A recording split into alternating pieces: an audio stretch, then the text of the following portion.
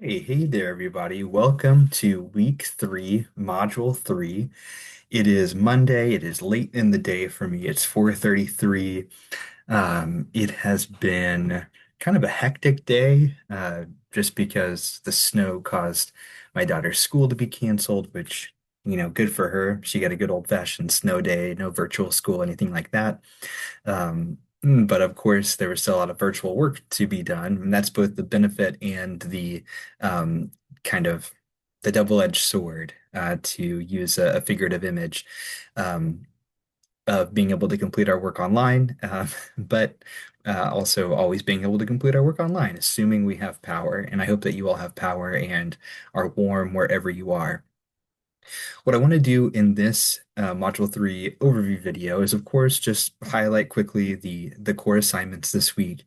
Um, and I want to give you some tips for the large graded assignment this week, the poetry analysis assignment. But I also want to talk a little bit about what I've graded so far, because I've graded some of your annotation work, and I've graded most of the Module 2 discussions, and I'll be um, moving through the rest of them shortly. So I also want to end the video with that, just to give you some tips to be a little more successful on those if you missed a couple points or you missed a lot of points. Um, and yeah, okay. So to not waste any more time, let's go ahead and dive into our screen here. Um,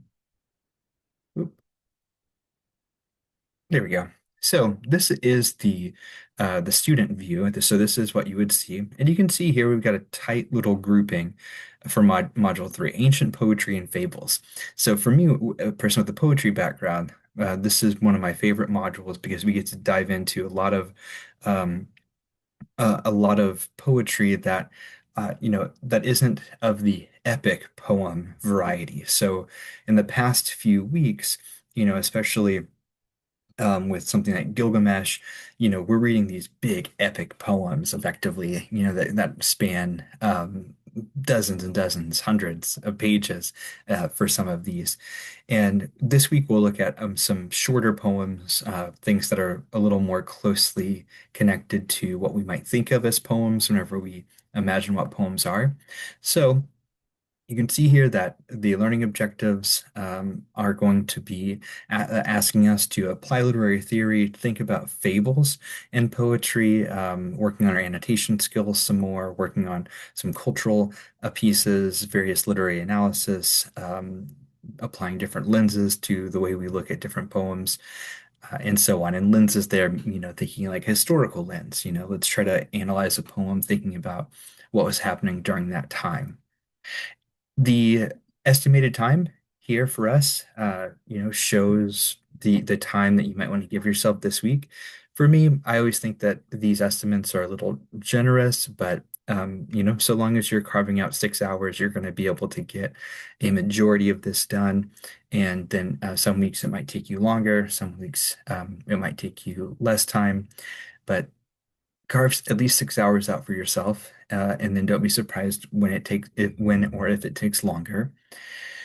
This is the reading this week, and you can see that it looks like it's going to be, we've got a 20-page piece in here, a 10-page piece. It's around, I think, 60 pages or so of total reading, whenever we add it all up. But many of the poems are shorter and read fairly quickly. Still, as you move through this, I want to encourage you to continue to practice your annotation pieces. And that means it's going to take you a little bit longer to move through as you critically read, because you're not reading for fun necessarily, even though it is fun, in my opinion. You're reading and taking notes for a purpose. And the purpose is to do well on the graded assignments this week. So what are those? Well, one, of course, we're going to have a short quiz that will be due for you in about a week's time, 7 days. So making sure that you complete all of the reading, and then you jump in here, and no time limit. It's an open book, open notes. Uh, but a little check and some reward for you for moving through all the materials. And then we have a discussion this week. And the discussion I want to highlight has you have some options here. So option one will be a deeper dive into the way some of Sappho's poems have been translated, specifically poem 31, which we find in our text here.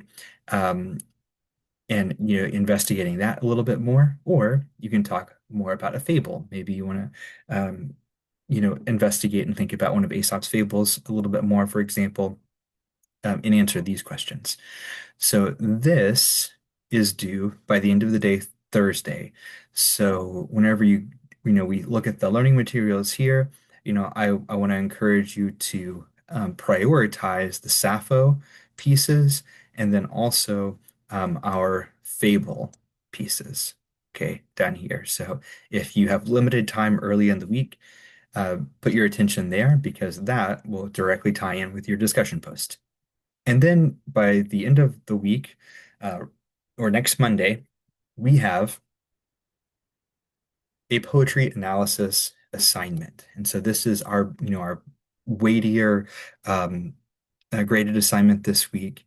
And again, you're going to have some options for how you're going to highlight your ability to analyze a poem through a traditional paper, some slides with some words connected with those slides. So that way it's showing me some of your analysis still, audio or video recording, or even something else that I might have thought of that you can just check with me on to see if it would work and you could get points for that.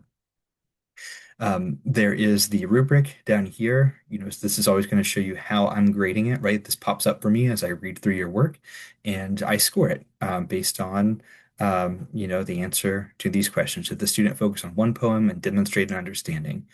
10 out of 10 is 100% they did. Yes, and I can tell that they did. 9 out of 10 is yes, but maybe I wanted a little more right, and so on and so forth down the line. Let me know if you have any questions about anything with the rubric. Okay, but to give you some additional support here, because whenever I try to click this link, we get this little nasty thing saying it's not available anymore, which is frustrating. So this first link here for some additional support for how to analyze a poem does work and is really all you need. This other video that was way longer, I just provided more examples. But the steps here in this 5-minute video are great, insufficient, and I'm going to give you a little bit more lecture support now. But then also here on the right, as you can see, tons of how to analyze a poem videos if you want a little bit more guidance. At the end of the day, what I'm looking for is your engagement with a poem, right? Your engagement with a poem and your analysis of that poem. So you're going to pick one of the poems this week. Pick a poem that you like, poem that interests you. You're going to read it closely and annotate it, which ideally you've already done as you moved through the reading for the week. Then it says, ask yourself questions from the video. It's referring to this video. It gives us 6 different questions, like what's the subject? So what was the poem about if we had to summarize it? What's the theme? What's the tone of the poem, the kind of emotional weight behind the poem? What images are used? And that's usually what's most important, what we can really focus on. What form is the poem in? If sometimes depending on the type of form that exists, it might lend us to believe something about that poem. For example, like a dirge will be written in a particular way for a particular time. An ode praising something will be written in a particular way. Sometimes it helps us, sometimes it doesn't. But regardless, the way that a poem is formed does matter. So paying attention to line breaks, the decisions that the poet's making, can we say anything about that? Does that help provide any more understanding of the poem? That's what we mean with form. And then feeling, emotions in particular being conveyed. So different than tone, right? So we can have an angry tone that maybe produces a feeling of sadness because of what's being described, right? So in this, there are a lot of different additional questions that are going to help you think about this if you've never done any type of poetry analysis in a previous English course. But what I want to have you guard against is this idea that there's one right reading of a poem. There isn't. Okay. Generally, the issue is whatever you think about the poem can work. You just have to make the argument for it to work. So you can succeed or not succeed in your analysis of a poem based on your ability to describe how you're coming to those conclusions. So when you're analyzing a poem, you want to try to make an argument about what you think that poem is conveying, what that poem is meaning, what the poem might have meant in a particular historical period, for example. Like that's these are all different types of thesis statements that you might make.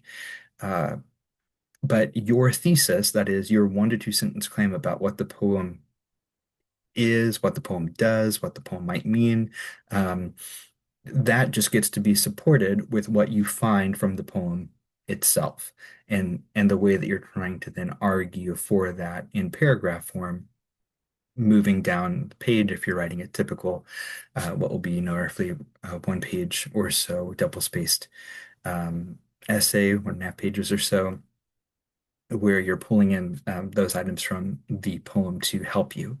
So I encourage you, if you haven't done this before, if the questions of the video are, confusing you even further, that you continue to just look for an example or sample poetry analysis and check that out.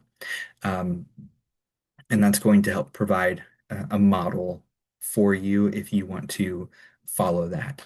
Something that can just hopefully give you some assurance is that for me, as I'm grading this, right, look at the ways in which it's being graded.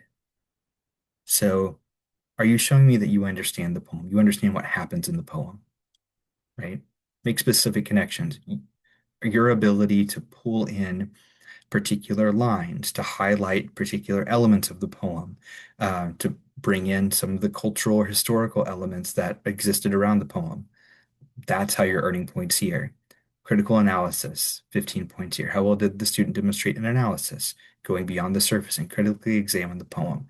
That is your ability to pull apart the poem and make some arguments about that angry tone that you're finding, some arguments about the ways in which the poem was rebellious in its time because of X, Y, and Z, right? This is you showing me your reading of the poem, your analysis of the poem.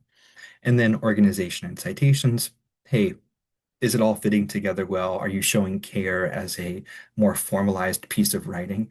If so, awesome. And then, of course, are you citing your sources, making sure to give credit to the sources that you have used, especially if you've used outside sources. So just think about that, right? That's how you're earning the grade. It's not, did you produce, the reading of Poem 31, the argument for that I have or something. Not important. Okay. So use these resources, use this video, and most importantly, reach out to me if you still feel stuck, confused, unsure of where to go or what to do, because I'll work to provide you with some additional examples if needed. To end the video, please check out your discussion two I'm sorry, your module 2 discussion scores when you can, especially if you lost any points, if you didn't get a 30 out of 30, then I've probably provided you some information to help you in the next discussion.